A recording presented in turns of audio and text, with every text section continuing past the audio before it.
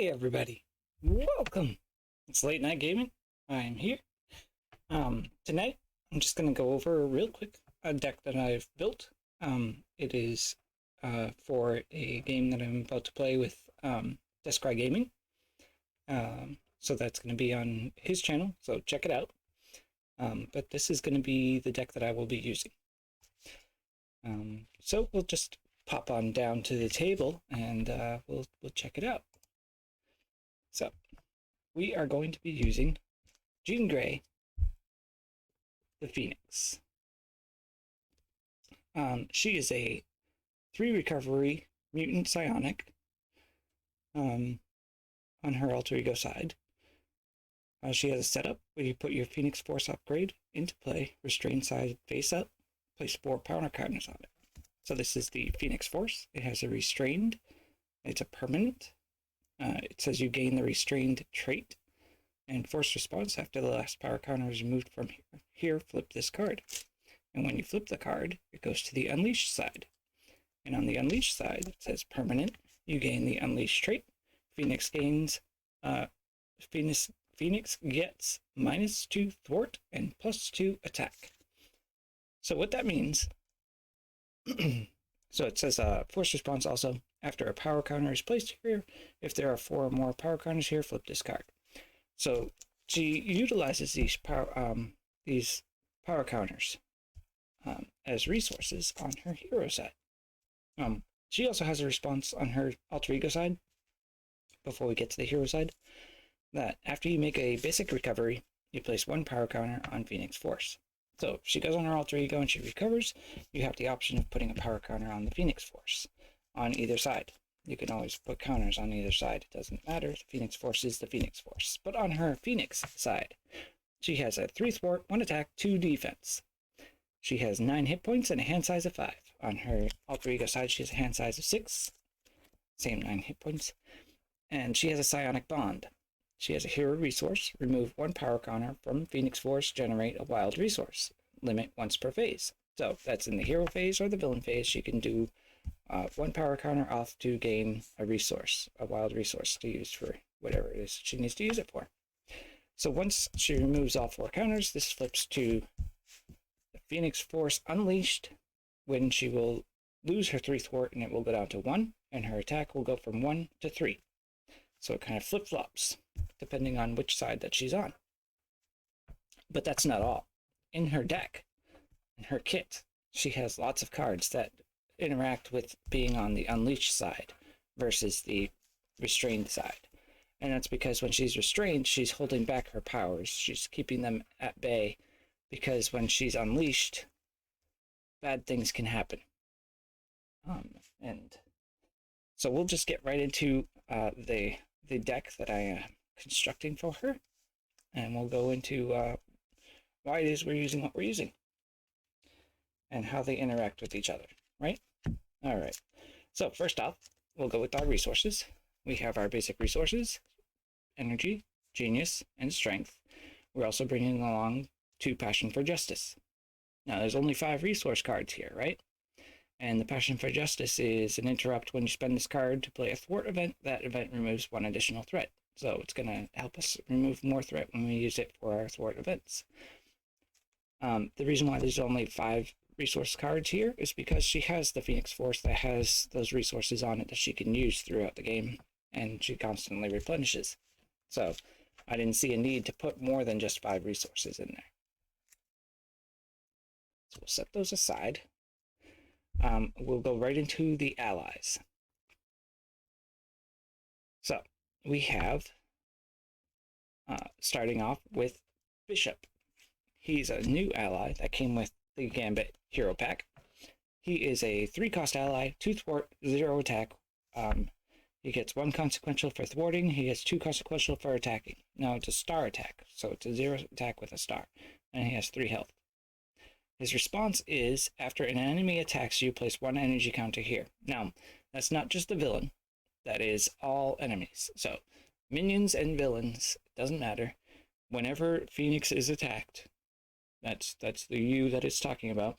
Whenever an enemy attacks me as a player, an energy counter will go here.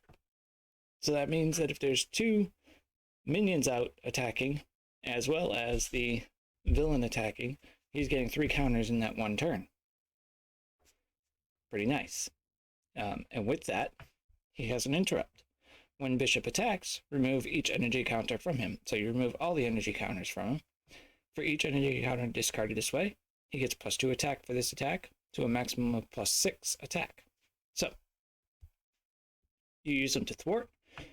He pumps up from the attacks that you get, and then you swing for 6 with them. Pretty nice. And then he's done. He'll have used up his 3 damage, and he's out. But he'll come back because, that's what happens. So that's Bishop. Pretty cool. Nice big swinging attacker with some thwarting as well. You can use him as you need him. You can use him as a blocker. You can use him to thwart twice and block. I mean, he's very versatile. But the option is there to do the attacking. So that's why we're bringing Bishop. He's pretty cool. I like him. We're also bringing Blindfold. Blindfold is a 3-cost ally, 2 thwart, 0 attack, 2 health. After Blindfold enters play, look at the top 5 cards of the encounter deck, discard one of those cards, and put the rest back in the same order. So she basically gives you a heads up of what's coming, right? So you know how much the villain's going to attack for. Is he getting a 0 boost, a 1 boost, 2 boost, whatever? And then what encounter cards are you going to be getting? So even in a 2-player game, this comes in real handy because you can see what's coming at you for the villain phase. And then she also has the thwarting, so that's great. And then she can block. It's great. Phoenix's ally is Cyclops, of course. He's a 3-cost ally, 2 thwart, 2 attack, and 3 health. He has a response after he enters play. Place 2 power counters on Phoenix Force. That's here. But when Cyclops leaves play, he removes 2 power counters from Phoenix Force. So he comes in and he helps Phoenix by boosting her confidence and letting her, gain more power counters on the Phoenix Force, be it on the restrained or the unrestrained. But when he leaves play, she's going to get angry and lose those power counters, which means if you only had 2 left, it would flip. On the flip side, if you had 2 on here and he came out, you would flip and go to your restrained side. So it kind of flips around depending on how many counters are on it. But Cyclops is great. He's got the 2 thwart, 2 attacks going there. It's pretty nice. He's a good ally for Phoenix. And we're bringing a 3-cost ally, Jessica Jones. She's from the core set. 1 thwart, 2 attack, 3 health. But Jessica Jones gets +1 thwart for each side scheme in play. Great ally to have with you. I love this ally. I think she's like the best ally to bring to pretty much any scenario. She's like a staple in a lot of my Justice decks. We're bringing a 2-cost ally of Wiccan. Wiccan is an Avenger. He has 1 thwart, 1 attack, and 3 health. After Wiccan thwarts, discard the top card of the encounter deck for each boost icon discarded this way. Deal 1 damage to an enemy. So he's got a low thwart of 1. But when he thwarts, he's going to discard the card on the encounter deck and deal damage to an enemy. It can be the villain, it can be a minion, it can be anybody. So it's a great way to go ahead and remove some threat from the playfield and also take out a minion if it's such a thing that you need to take care of. We're also bringing Wraith. He is a Guardian. He's a 1 thwart, 3 attack. He's a 3-cost ally with 3 health. He has a hero interrupt when a boost card is turned face up. Exhaust Wraith and deal 1 damage to him. Cancel that card's boost effect.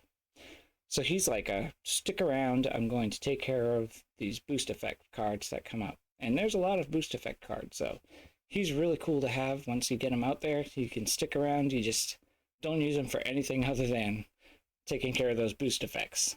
If it doesn't look like you're getting a lot of them, then you can use them for thwarting or attacking and get rid of them. Or blocking. We're also going to bring along Vivian. She's a 2-cost ally. She is 2 thwart, 1 attack, 2 health. Her hero response is, after she enters play, choose an attachment, non-elite minion, or non-permanent side scheme. Until the end of the round, treat that card's printed text box as if it were blank. So she basically says, whatever that thing is, it's no longer going to affect you for this round. I'll take care of it, and I can thwart or I can attack and block or whatever you want me to do. She's awesome. Another good ally to have along. So those are our allies. That's who we're bringing along with us. Now we'll get into what Phoenix is bringing to the table. What kind of craziness is she gonna do to help out, right? So we're gonna start off with Agile Flight, because Phoenix can fly eventually when you get that card. The Descry is going to be using Rogue, so that means that he can put touched on any of these Justice allies, gain aerial, and use the superpower adaptation to pull Agile Flight and thwart if he so deems it necessary. That's pretty sweet, I think, and that's why I included it, because we can both use this card. I'm bringing 2 along, not 3, just 2. I didn't see the need to bring more than 2. It is a 3-cost event, so it's expensive. Play only if your identity has the aerial trait. So if I don't have Phoenix's suit out yet and she doesn't have aerial, this is basically just a resource card until that card comes into play. And what this does is it removes up to 5 threat from among schemes. So all the schemes that are out on the table, this can go ahead and remove the threat from each of them however much you want, up to 5. So it's like, oh, there's 2 threat here and 3 threat on the main. Okay, I'm going to remove the 2, I'm going to remove the 3. That's how you can do it. You can just divide it up as you see fit, up to the 5 threat. And then we're bringing Brains over Brawn. Why are we bringing Brains over Brawn? Because when she's on her restrained side, she has 3 thwart. And that's an awesome thwart stat. So she can thwart, basic thwart, and then use Brains over Brawn for 2 cost and deal damage for 3. I mean, you can't get any better than that. But she's also got some other cards coming in her upgrades that's going to up that as well. And so it's gonna help a lot. So I'm bringing 3 of these because she does need some help getting that damage output, right? Even if we have a friend out there that's dealing damage, we have to deal damage as well. And this is a great card for Phoenix to use to deal out that damage. I mean, 2 for 3 is not great. 2 for 4, a little bit better, but it's something that is viable for her to use. Plus, she has the resources available with the Phoenix Force, so it's really just a one for whatever cost. We're also going to bring along 4 Justice, bringing 3 of those, because this is a great thwarting card. You can remove 3 threat from a scheme, 4 threat if you paid for this card using a mental resource. Well, this generates a wild resource when you use her power. So that wild resource can be that mental resource that you need, and then you just pay another card, and bam, that's removing 4 threat from a scheme. And there's 3 of them. They're 2 costs, so it's nice and cheap and easy to do. Very versatile card right there. Then we have Phoenix's cards. She has the Phoenix Firebird. The Phoenix Firebird is a hero action 1-cost event. You can remove a power counter from Phoenix Force and ready Phoenix. So if you so deem it necessary that you need to thwart again, do it. Go ahead and use that card, remove a power counter, and thwart away. You can even use the power counter off of this to pay for this card, then remove a power counter to ready Phoenix. You can use this to gain 2 power counters on Phoenix. So you use this to pay for this card to put 2 counters back on. So you basically a gain of 1, which is pretty sweet. It's a great way to get her resources up or to get her ready to thwart more if it's so needed. Then she has the Psychic Blast. Now we're getting into the special Unleash side of things, right? So when she's on her restrained side, this is going to deal 4 damage to the villain. However, if you have the Unleash trait, so this has been flipped and she's unleashed, she has 1 thwart and 3 attack, deal 4 damage to each minion engaged with you. So this is like a great way to clear the table when she's unleashed. And it's 2 cost, which means if you have 2 on here and you really want to get that unleashed damage output, you could spend the well, you can only spend 1. So if you only have 1 left, then you can spend the 1 for this card and spend another 1, and now you get unleashed. Like, as soon as you spend that resource and this goes down to 0, you flip it, because it's a forced response that interrupts everything this happens, and then you finish what you're doing. So that's the Psychic Blast. It's a great card. It's 2 for 4, just like the Brains Over Brawn would be. When you're unleashed, it's 2 for 4 plus 4 plus 4 plus 4 plus 4, however many minions happen to be on you. And 4 damage is nothing to snooze at, you know? Then we're bringing along a couple of Psychic Manipulations. This is a 3-cost event, and it's only usable by Phoenix. She is the only psionic X-Men that we have currently, right? She's the only psionic character we have in the game right now. So what this does is play only if your identity has a psionic trait, so play only if you're Phoenix. When the villain schemes, this activation removes threat instead of placing it. And this can be done in hero or alter ego form because it's just a simple interrupt thwart. However, if you are confused, you're just wasting 3 resources in the card because you're confused and this is a thwart event. Okay? But this is a great way to save if you're in alter ego and you don't want the threat, and you can use it to take the threat down instead, or maybe your partner is down and the threat is just insane. Go ahead and use that and make that threat go the opposite direction.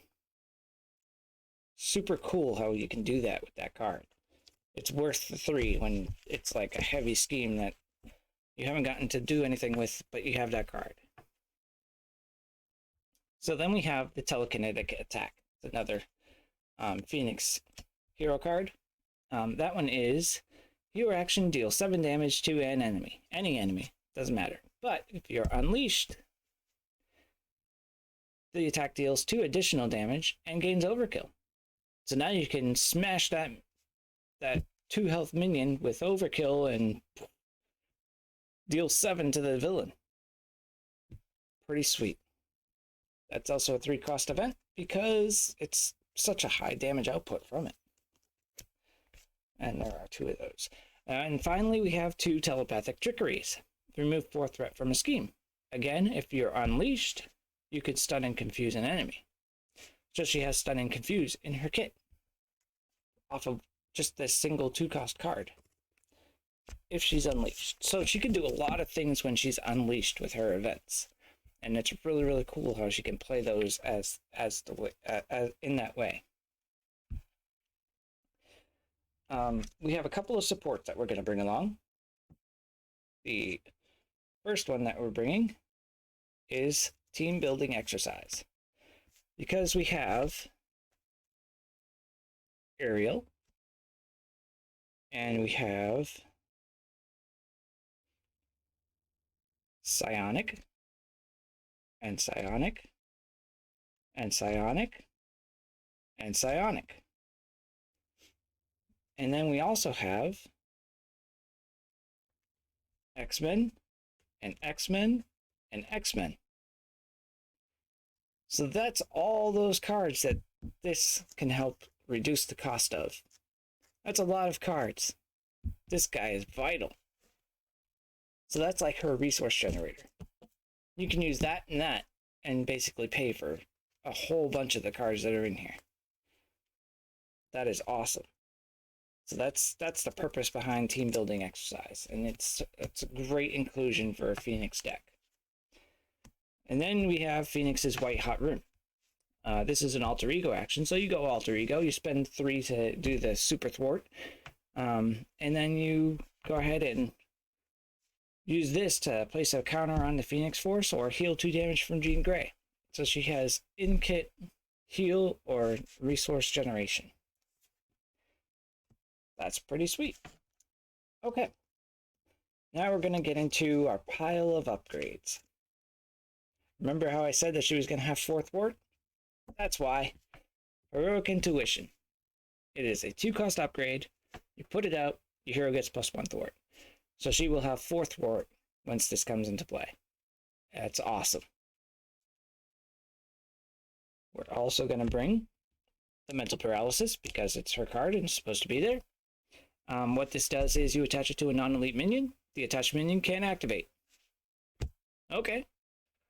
But once you flip to Alter Ego, this card has to get discarded. She can't maintain the concentration when she goes to Alter Ego. But that is super cool. That minion is basically sitting on the table, doing nothing. We also have this 4-cost upgrade, Mind Control, which can also be paid with that team building exercise, as well as this one can be paid for with team building exercise. So this is basically a 3-cost card instead of 4. You attach it to a non-elite minion, so minions come out and they have elite or they don't. Like, for example, let me pull some random minion here. Let's see. This guy. He's a sentinel. He's non-elite. So this could go on him. Just like that. And what that does is you take control of the attached minion and treat it as a controlled ally with a blank text box. So everything here goes away. You now have a 3/3/8 health ally. Just by doing the mind control. And what's even better is this doesn't go away if you go Alter Ego. Pretty sweet.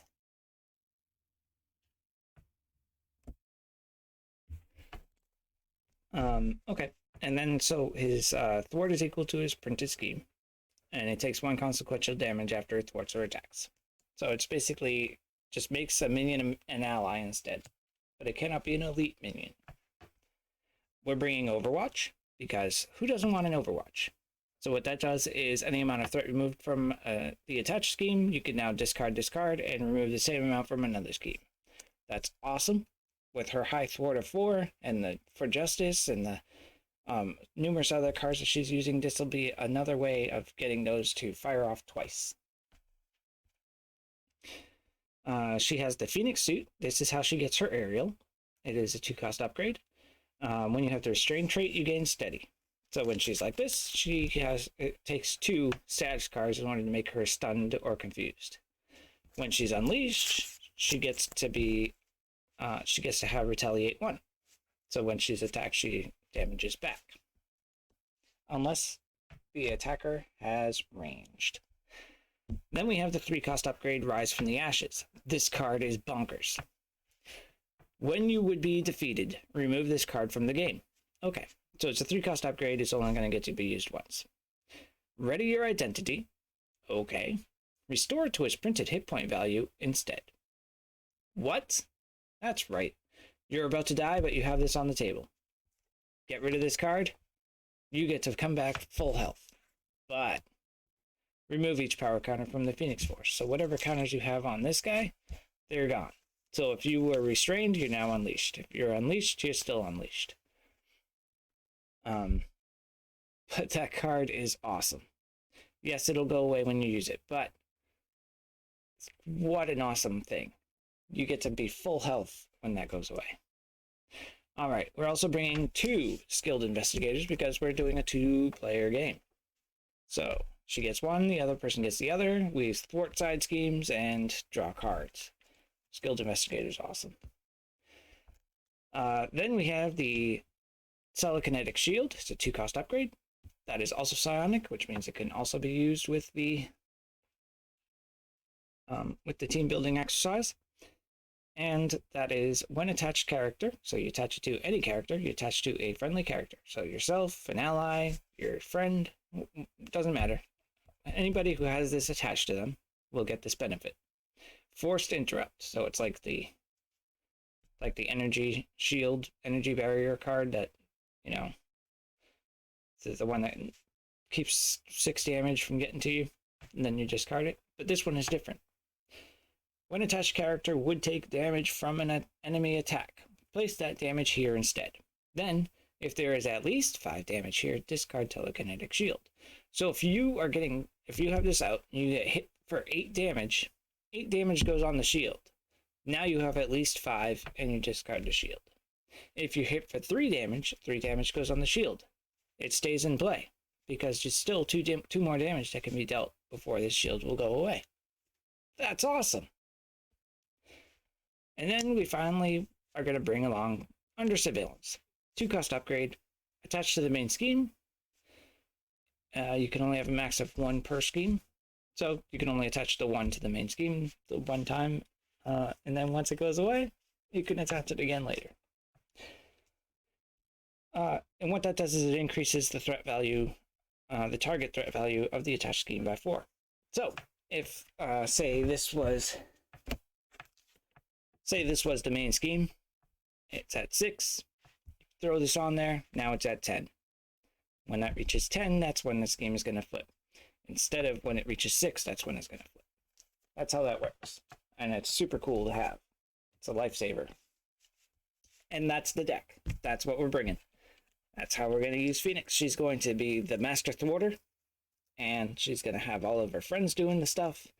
If you notice, there's not a lot of card draw going on in there.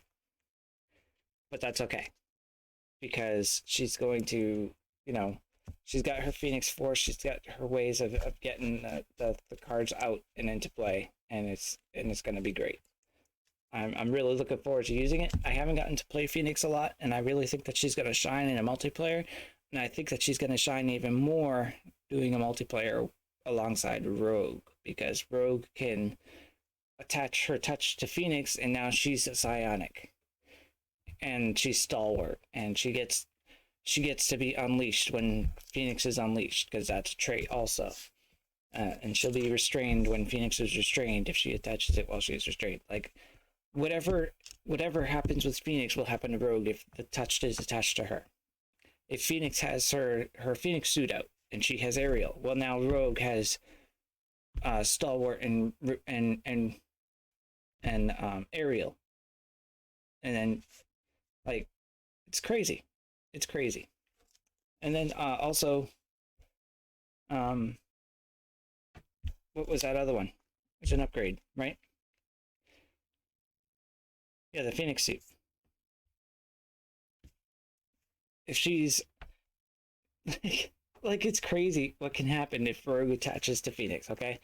If Phoenix has the Phoenix suit out and Rogue puts her thing on Phoenix, Rogue will get Psionic, Aerial, Unleashed, and Retaliate. That's crazy. She gets 3 out of the 4 things that she needs. The only thing missing is the overkill. And she'll be stalwart also. Like, that's nuts. It's great. I think it's gonna it's gonna unlock everything about Rogue and what Rogue can do. And that's why I wanted to use Phoenix, because like just this one card just puts everything over the top. She gets everything off of that. And then on top of that, she can go ahead and use the psionic event cards from the Phoenix deck. She could do the telepathic trickery. She could do the telekinetic attack. She could do the she could do the psychic blast. Like, it's awesome. I think it's going to be such a great game to watch. So stay tuned. That's going to be coming later. And yeah, it's going to be great. It's going to be great. We're going to have an awesome time. So that's it. All right. Everybody have a good night, and I hope you tune in. Thank you.